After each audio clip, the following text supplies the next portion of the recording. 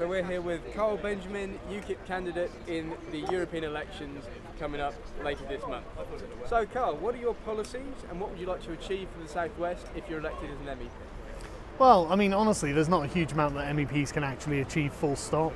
They're the decision-making body for the Commission. So really anyone who gives you a big list of promises and potential achievements is kind of talking smoke. But I'm more interested in, honestly, the procedure of what's happening at the moment. I think that the media coverage of me has been a decisive kickback against the idea of people who are outside of Westminster politics from having a say in the political life of this country.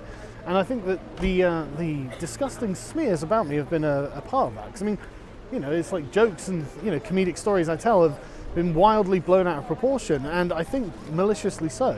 Specifically because I'm not really one of their guys. I'm an independent guy who's joined UKIP because they're an independent party who want the independence of the UK, and the Westminster consensus is pretty much against that.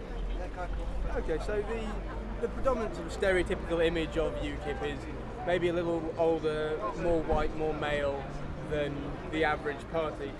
What is it that UKIP can offer youth voters in this country? I don't agree with that stereotype. I think that stereotype's from a previous generation. I mean, you'll notice that the majority of people here who've come out to see us are actually young people. They're not old white men, and even if they were, so what? What's wrong with being an old white man? So I'm not saying there's anything wrong with the thing that UKIP can offer is not only being a pro-Brexit party, which I realise that a lot of youth voters are actually disenfranchised in that regard. There's a common narrative and stereotype that suggests that all young people want to remain in the European Union, and that's just not true. But the reason I think that UKIP is more preferable to young people than other parties is because we've got strong stances on the core liberal values that make Britain what it is, and a concern for the promotion of British identity, because you'll notice that we've drawn into a time of kind of identitarian politics. And the British identity has been under attack, and it's not just the identity itself, because what an identity is a collection of values that are expressed in a single sort of feeling. And I think primarily young people these days, really, they have to start thinking about freedom of speech.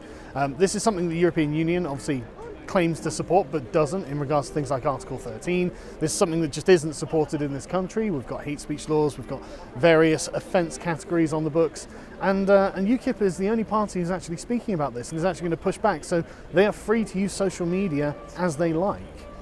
I just want to touch on the local election results from last week. Mm-hmm. UKIP did make quite a heavy loss of 145 candidates. Is UKIP as a party sort of dying away? I don't know, I wouldn't say so. I mean, it made heavy gains in other areas, and there were sort of overall gains, but not enough to gain seats. So I think that it's more that it's becoming sort of more spread out. But I think that Brexit really is kind of it's going to be a very decisive moment in British politics, and it's changing everything. I mean, you'll notice everyone was getting slaughtered at the local elections apart from the pro-Remain lobby, and I suspect that's due to a severe amount of activism by people who are not satisfied with the way that the referendum went. They seem to be particularly energised. But UKIP, I think, it's diversifying and becoming a party that is concerned about many, many different issues that genuinely affect people on the ground that a lot of the other parties simply won't touch. Well, all the polling for these European elections suggests that the Brexit party is in a commanding lead. Why not join them? There's a better chance to be elected and a better chance to deliver Brexit, so why not join the Brexit party? Because anyone who sells out their principles for votes is a scoundrel like any other politician. I'm here for the principle of the thing. I'm here because I'm genuinely concerned about the sort of the tenor of Westminster politics dominating political life. They act as if they're at a dinner party, and anyone outside of this is simply not welcome. Well, we still exist. We still live in the real world, and we are still political people. And so this has to be broken. And frankly, the Brexit Party can't do anything about political correctness. They can't do anything about grooming gangs. They can't do anything about free speech. They are only a temporary coalition to achieve Brexit. And if there's one thing we've learned from Nigel Farage being an MEP for 25 years, is that being an MEP will not deliver Brexit. But what can you do about issues like that if you're attached to a party which isn't necessarily the most popular and you're not getting elected? Well, isn't that an argument for any party that isn't currently in government? Well, not necessarily with parties like Labour and the Lib Dems who seem to be on, well, Labour not so much, Labour are a major party and the Lib Dems seem to be a bit more on the rise. So when you have a party of increasing popularity, you can sort of hang on to that. But UKIP seem to be decreasing. Yeah, but things go up and down in politics. At the moment, we're at a low ebb, but I think that people are seeing what I can only really describe as the tyranny of political correctness in full force. For example, with Danny Baker. This current tweet, there's two ways of looking at it. One is from a classist issue and one is from a racist perspective. And I don't believe that Danny Baker was looking at it from a racial perspective. I believe that he probably didn't think about in his defense, he said he didn't think about the woman's race or potential racial heritage when making the tweet. And I believe him. Why would he? It's really a kind of pathology of the politically correct classes. And I don't think he really understood that. Well, just touching on political correctness, I do want to talk a little bit about the infamous tweets to Jess Phillips. I'm not going to talk about the legality of them because they seem to be perfectly legal and there's been all sorts of debate about that. But just on a moral level, a lot of people find them morally wrong. And why should people vote for you if you do things which they believe to be morally abhorrent? Because this was a demonstration.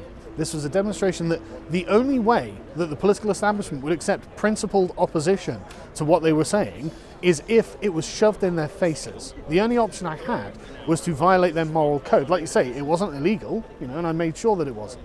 But the point of the tweet, I mean, Jess Phillips already had me blocked, so she never saw the tweet anyway. She obviously doesn't follow any of my videos, so she's never seen any of this. So the people who've been putting this in her face in the media, which is precisely what I aim to do, they're in fact...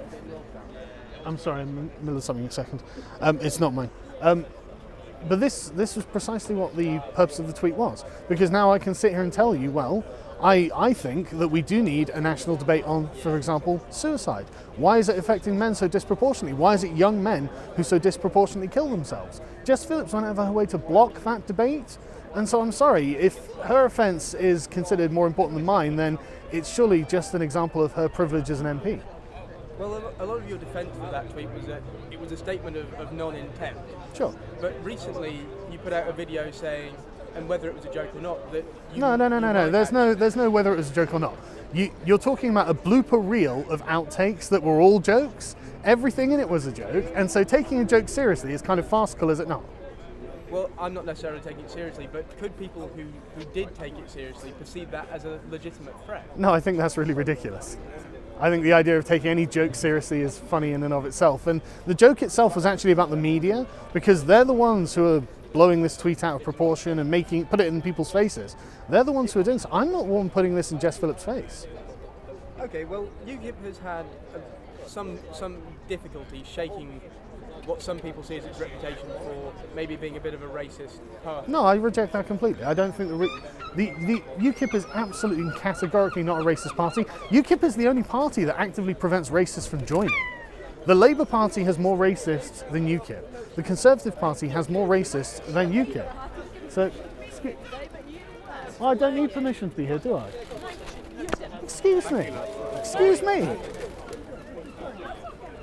So now this is precisely the sort of thing that we have a problem with, is zealots who decide that it's okay to assault people for having a different political opinion. Look at what they've just thrown. Well, yeah. I'm certainly not in favour of anyone throwing fish at anyone. Yeah, but excuse me. If you'd like to have a dialogue, I'm happy to talk to you about whatever you're upset about.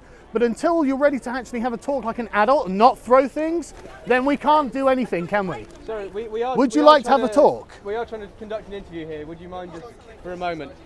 Okay, well, in light of your comments about then Labour and other parties having more racists than UKIP, can you explain your comments in a YouTube video last year where you used a derogatory racial slur for people, for black people? It was probably a joke. I have no idea which video you're talking about. I believe you were addressing the alt-right. Oh, well, there we go. And you were saying that they were behaving like white N-words, that white people don't behave like. Yeah. That does seem like a racist statement. Why? Is it racist to insult Nazis? But to say that they are behaving in a sort of non-white way and expecting better behaviour on the basis of their skin colour, therefore implying that non-white people don't behave. Yeah, but that's their belief. Yes, but you didn't seem to be necessarily... Do you think I'm a Nazi? I don't really have an opinion on that, but I... Well, that's the point. I'm not a Nazi. In fact, I consider that to be an ideology foreign to Britain completely. I'm a British liberal. Okay, I don't hold any kind of racial politics. Those, no, of course those not. Comments that you made. Okay. Listen, right, the whole point behind those comments was that at the time, I was being attacked by these people. Now, they were harassing me, my wife, my children, their schools, things like this. No one would do anything about it, so I had to do something that they would find offensive in order to leave me alone. And the best thing I could think of was repurpose their own rhetoric to use against them, to show them that they are, in fact, worse than the way they portray other people of other races. And you're taking this out of context from a thing you don't understand. Okay, so you don't seriously believe any of what you said to them? It was an attack on the alt right? I don't understand how, calling Nazis mean words is now something prohibited, but this is the thing. This is what the press do, isn't it? Well, I'm not saying it is. But you're just following their playlist. Well, I'm just asking you to clarify if you sincerely hold those beliefs. You said you don't. And obviously not. We can move on from there. Another controversial figure who's been linked to UKIP is Tommy Robinson. Okay. Do you think it's right that he should have been brought in as an advisor to UKIP and helping formulate their policies when he can't even join UKIP due to his links to the far right? Well, what difference does that make? Is his advice not good because he had a troubled past? Well, it's not necessarily the best look for UKIP, a party who's been accused of leaning towards the far right, to bring in... Oh, can you define far right for me quickly? Well, he was a member of the British National Party. Yeah, but they're a Nazi party. Now a proscribed organisation. Yeah, but that's a neo-Nazi. The British National Party has roots in neo-Nazism. And I believe that Tommy didn't know that when he joined. He was 20 years old, something like that, when he joined. And he only joined and then left. So, I believe that it was a mistake on his part. So I think Nick Griffin deliberately repackaged their rhetoric in... language that would sound more pleasing and a more sort of normal tone for the regular person, without by deliberately covering their neo-Nazi roots. So, I mean, I don't know. I don't see what that's got to do. Well, also things like the EDL. UKIP rules do state that if you've been a member of the EDL, you can't join UKIP because they're too extreme. Yeah, well, that's helped set it up. Yeah. So he wasn't. So he's not a member of UKIP, is he? No, but should he be helping formulate party policy for a party trying to get away from a reputation as leaning towards the extreme right? When actually well, no, I don't agree that. Okay, so I don't agree that the Nazis are the extreme right. I don't agree with that definition. Well, but that's right? Because listen. Yeah, I know, but that's the point, isn't it? This is how the subversion of language begins. Like, if you look at every fascist, Mussolini was a socialist for 10 years. He ran a socialist newspaper. Fascism itself, as a political ideology, comes directly out of socialism. It's an open rejection of liberalism. It's an open rejection of socialism as well, of course. And if right wing is liberal politics and left wing is social politics, then the Nazis are not a right-wing party. So sitting there going, they're far right. I mean, when you say far right, I'm thinking Milton Friedman. I'm thinking radical capitalism, Well, that's economically right-wing, and the Nazis would be seen as right over to the right and up to the authoritarian scale. I don't agree they're right over to the right either. I think they're a lot more centrist, but a lot more authoritarian. Okay. I mean, that's how they're usually portrayed. But this is the thing. This is the way that the slippery terminology is used. It's like, far right. Well, if usually that in America, that would be considered libertarianism. Get off, bird. The cheek of it. Define ideologies, not political compass points, because the political compass points are all arbitrary anyway. Who cares whereabouts? Excuse me, why is she saying fish? I think that she's not a very polite person. Give me political ideologies. If you want to say, I'm a liberal, so I want decentralization, I want limited government, things like this. Ask Tommy what he is, and he'd probably say something very similar. Okay, well, to rephrase then, the idea of a man who can't join UKIP for being a member of and setting up parties and groups which UKIP considered to be too extreme. Yeah. And UKIP has trying to shake a reputation for similar type of extremism. So, should he be involved in making party policy? Does that look good for UKIP? I don't care how it looks. This is exactly the problem I was talking about. It's like, does it look good? Well, is it effective? What's more useful? Something looking pretty or having a particular function that is actually good for what it's supposed to do? Tommy knows what he's talking about when it comes to the grooming gang scandals, when it comes to prison radicalization, and when it comes to all of the other kind of social ills, because he's lived it. Now you can say, well, he's not perfect, he's made mistakes. Yeah, sure. But that's what I'm trying to say about getting out of the sort of the dinner party atmosphere of Westminster.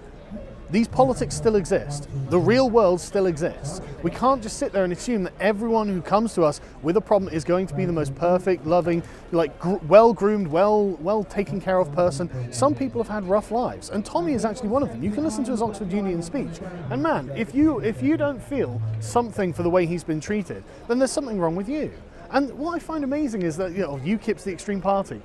maybe for free speech, maybe to leave the European Union. But look at Labour at the moment. They're run by actual communists. John McDonnell is an open communist who has said he doesn't want Conservatives to be able to leave the House without being harassed. Jeremy Corbyn is actually like, he's described Winston Churchill as the villain of World War II.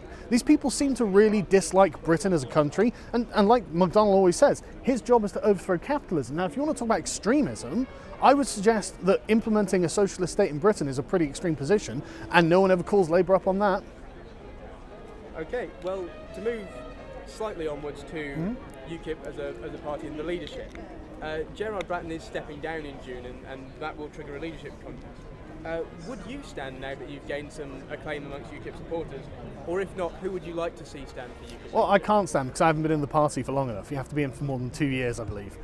So that's simply not an option. But I think that Gerard is not so much... I thought he was a temporary interim leader while the party was in crisis. And Gerard's brought the party from 17,000 members to over 30,000 now. He's made them a nationally recognised force again, for good or ill. I hope that Gerard stands again because I think that he's done a really good job. I realise that people will say, well, look at the current situation, but the current situation is transitory, as they all are, and the membership is going up, our reach is going up, so I think we should keep on going as we are, because really, what really matters, I think, in all of these sort of things, it really does come down to what Gandhi says. First they ignore you, then they laugh at you, then you win. We really do have principled positions that we are going to advance, and these things are important and they are genuinely affecting the lives of people, which is why, 50, 60 people have turned up in the middle of the afternoon.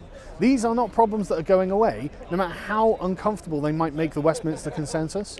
So I think we'll push on, and I hope that Gerard stands again. I'd vote for him. Okay, and then just another quick Brexit question.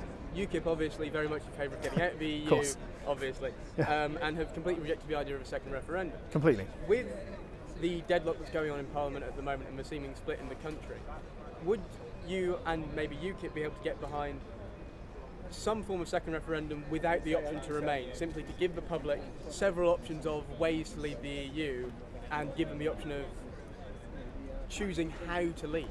I personally wouldn't, no, because what this is an attempt by Remainers to subvert the result of the referendum in the first place.